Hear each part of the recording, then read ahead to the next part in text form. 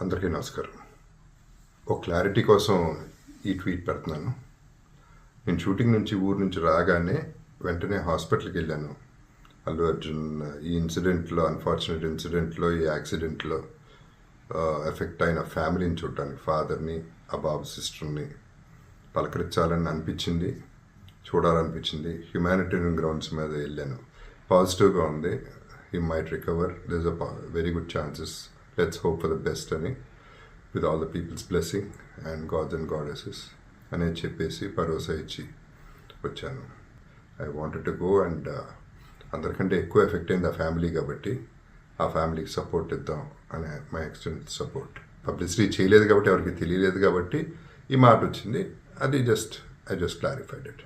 Thank you very much once again. నమస్తే.